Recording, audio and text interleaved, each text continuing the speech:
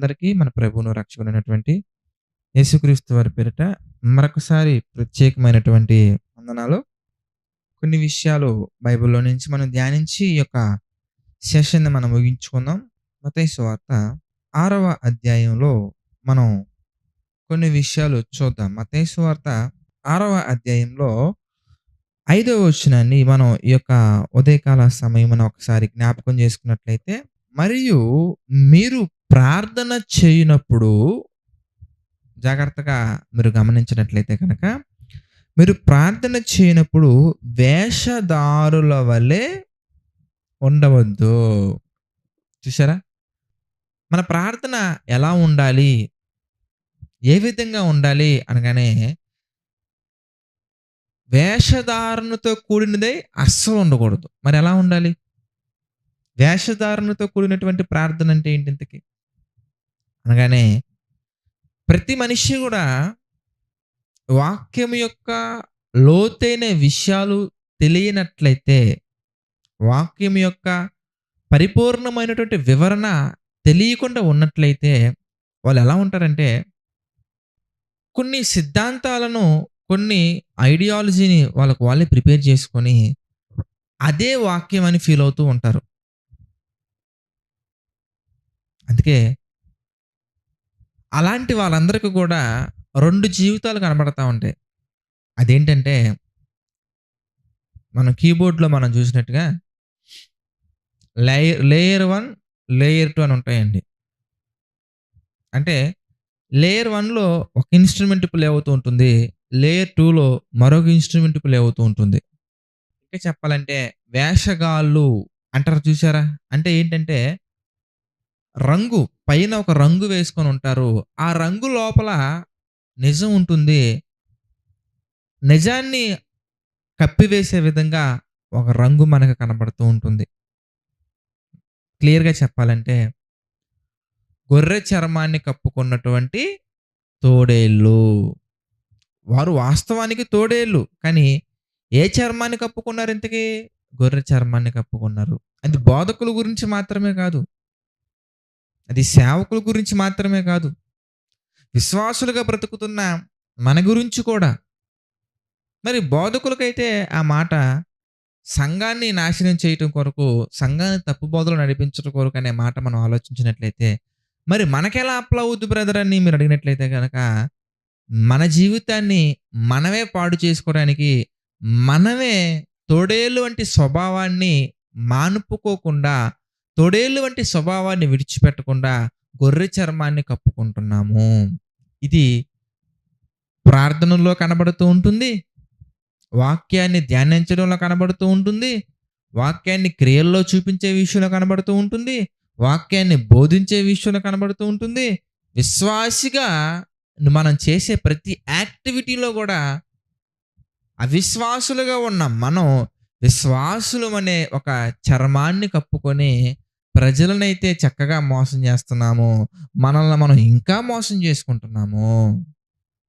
అందుకే యేసుక్రీస్తు వారు ఈ అధ్యాయం మొత్తం గూడా మనం గమనించినట్లయితే వేషధారణ అనే దాని గురించి చాలా డీటెయిల్‌గా మాట్లాడుతూ ఉంటారు. మనం ఎలా ఉండకూడదంటే వేషధారుల వలె అసలు ఉండకూడదండి. ఎందుకంటే దాని ద్వారా ఏంటి ఉపయోగం? ఒకసారి ఆలోచించండి. సరే కొంతమంది డబ్బులు సంపాదించుకునే భాగంగా డబ్బుల సంపాదనలో భాగంగా కొంతమంది వేషధారులుగా ఉంటున్నారనుకుందాం. మనకి మిగిలిన వాళ్ళ గురించి మనకు అనవసరం. మిగిలిన వారి గురించి తర్వాత కావాలంటే వాక్యానుసారమైనటువంటి సలహాలతోటి, సూచనలతోటి మనం తర్వాత చూద్దాం. కానీ మొదటగా ప్రైమరీగా మనం చేసే పనులు ఎలా ఉన్నాయి ఇంతకీ? చాలామంది అంటూ ఉంటారండి, "ఏంటండి క్రిస్టియన్స్ ఇలాగున్నారు? ఏంటండి క్రిస్టియన్స్ అలాగున్నారు?" అని క్రిస్టియానిటీని విడిచిపెట్టాలనుకున్న ఒక క్రిస్టియన్ మాట్లాడుతూ ఉంటాడండి. బ్రదర్, సిస్టర్, అలాంటి వారు అనేక మంది ఉంటారని బైబిలే చెప్తుంది. దేవుని వాక్యమే సెలవిస్తూ ఉంది. అలాంటి వారి గురించి మాట్లాడటం కంటే ముందు, ఎదుటి వారి గురించి మనం ఒక నిర్ణయానికి రావటం కంటే ముందు, నీ జీవితం అనేది ఎంతవరకు సక్రమంగా ఉంది? దేవుడు చెప్పినటువంటి ఆలోచనలకి అనుగుణంగా ఉంది. ఆలోచించండి ఒకసారి. అందుకే ప్రార్థనలో కూడా ఈ యొక్క వేషధారణ రావడం అనేది చాలా బాధాకరమైనటువంటి విషయం అండి. ఎలా ఉంటారయ్యా ఈ వేషధారణతో కూడినటువంటి ప్రార్థన అని మనం చూస్తే, మనం చూద్దాం 6 అధ్యాయంలో 5వ వచనం మనం గమనించినట్లయితే, "మరియు మీరు ప్రార్థన చేయనప్పుడు వేషధారుల వలె ఉండవద్దు." మరెలా అంటే, మనుషులకు కనబడవలెనని సమాజ మందిరములలోను, వీధుల మూలల్లోను నిలిచి ప్రార్థన చేయుట వారికి ఇష్టం. చూసారా? అంటే వీరు ఎక్కడ చేస్తారు ప్రార్థన ఇంతకీ? సమాజ మందిరాల్లో. అంటే అక్కడ కాలంలో సమాజ మందిరాలని మనం తీసుకుంటే, ఇక్కడ సంఘాలు. అంటే ఏంటి బ్రదర్ సంఘంలో ప్రార్థన చేయడం తప్పా? అంటారు. అట్లా కాదండి. సంఘంలో మాత్రం ప్రార్థన చేస్తారు. లేదంటే సమాజ మందిరాల్లో మాత్రం ప్రార్థన చేస్తారు. లేదంటే సమాజం ఎక్కడైతే ఎక్కువ ఉంటుందో అక్కడ మాత్రం ప్రార్థన చేస్తా ఉంటారు. నేను ఒక ప్రాంతానికి వాక్యం ప్రకటించడానికి వెళ్ళినప్పుడు నన్ను గుర్తుపట్టలేదు వాళ్ళు. నేనే ఆ ప్రాంతానికి సువార్త ప్రకటించడానికి వచ్చాను. ఆ రోజు అక్కడే నేను మెయిన్ స్పీకర్ అన్న విషయం వాళ్ళకి తెలీదు. అప్పుడు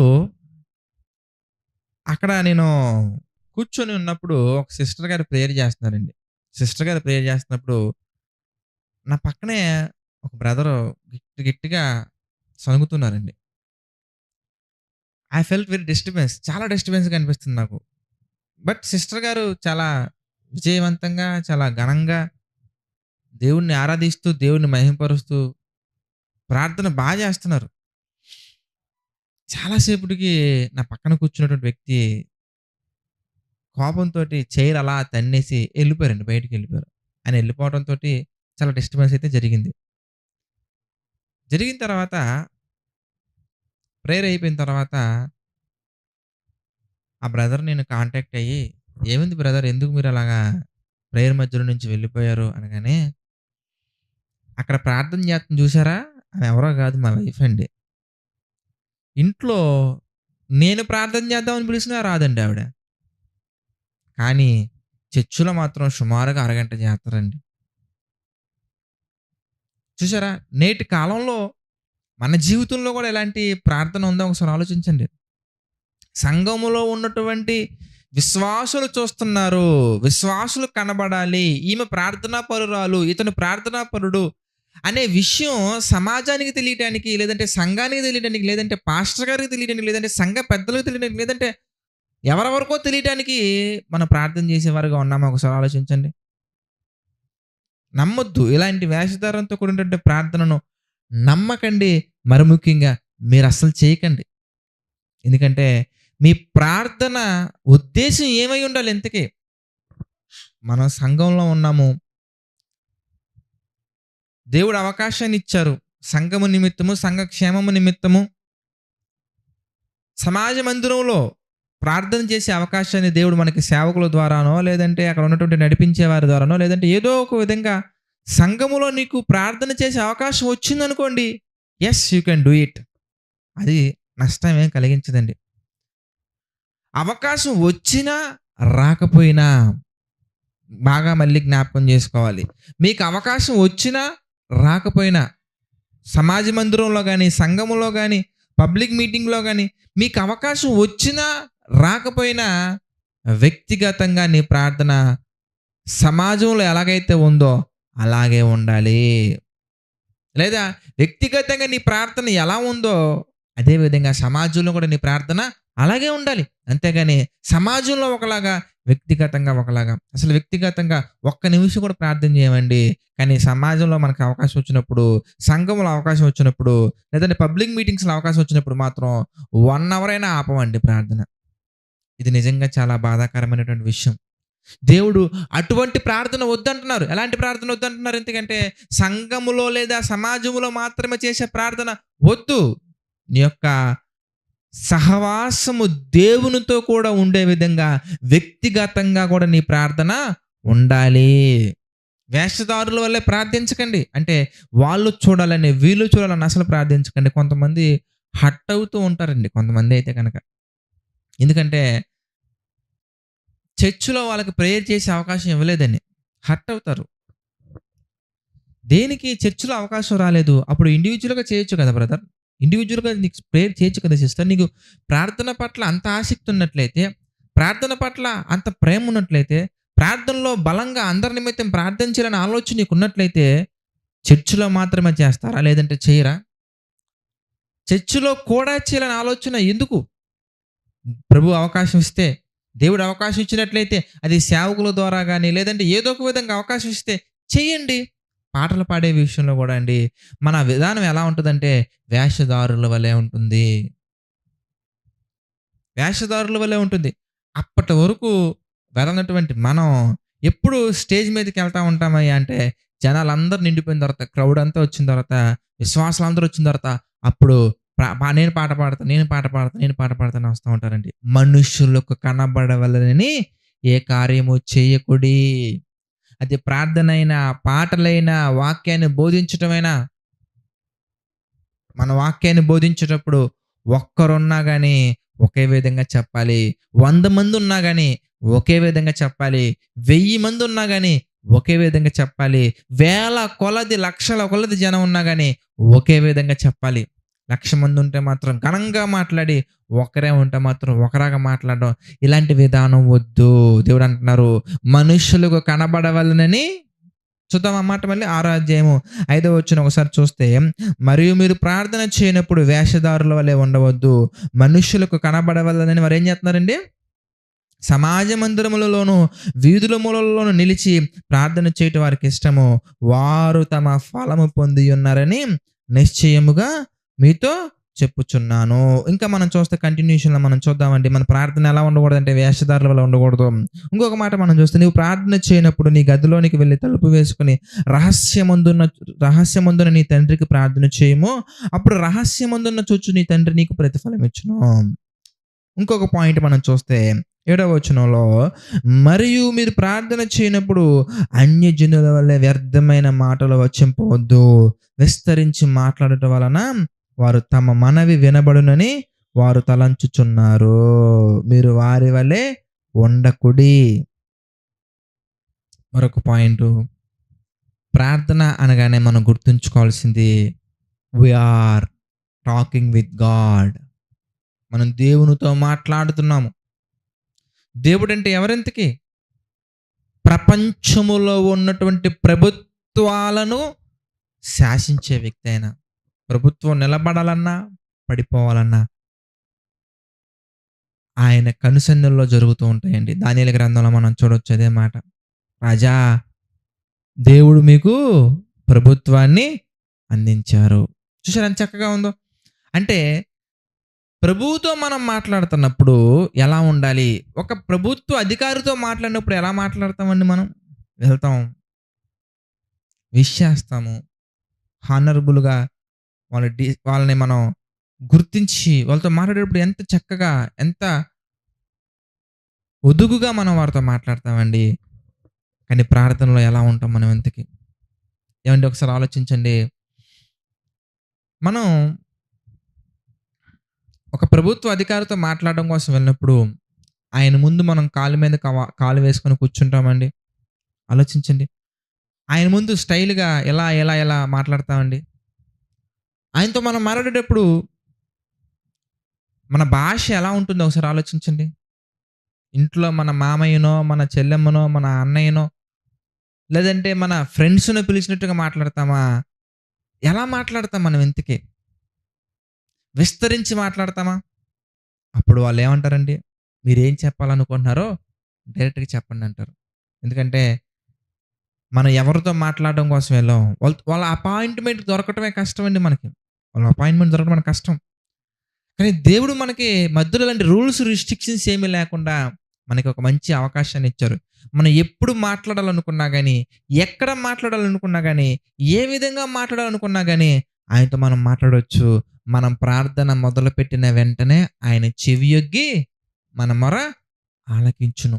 అప్పుడు అలాంటి గొప్ప దేవునితోటి, సర్వశక్తిమంతునితోటి, సైన్యములకు అధిపతితోటి మనం మాట్లాడుతున్నప్పుడు ఎలా మాట్లాడాలంటే, విస్తరించి మాట్లాడొద్దు. అలా మాట్లాడితే దేవుడు వింటారనుకుంటారేమో. అట్లా కాదండి. మనం వాక్యానుసారంగా విశ్వాసముతో కూడినటువంటి ప్రార్థన 1 నిమిషం చేసినా, 10 నిమిషాలు చేసినా, 1 గంట చేసినా అది దేవుడు వింటారు. కాకపోతే ఆ ప్రార్థనలో ఆ గంట సమయంలో లేదా అరగంట సమయంలో, ఆ 1 మినిట్ సమయంలో ఏం ఉండకూడదు అంటే వ్యర్థమైన మాటలు ఉండకూడదు. వాక్యానికి వ్యతిరేకమైన మాటలు ఉండకూడదు. అవిశ్వాసంతో కూడినటువంటి ప్రార్థన ఉండకూడదు. విశ్వాసంతో కూడినదై ఉండాలి. వాక్యానుసారంగా ఉండాలి. నమ్మకముతో కూడినదై ఉండాలి. 10 మందికి ఉపయోగపడే విధంగా ఉండాలి. లోకాన్ని అసహించుకునే విధంగా ఉండాలి. లోకాన్ని విసర్జించే విధంగా ఉండాలి.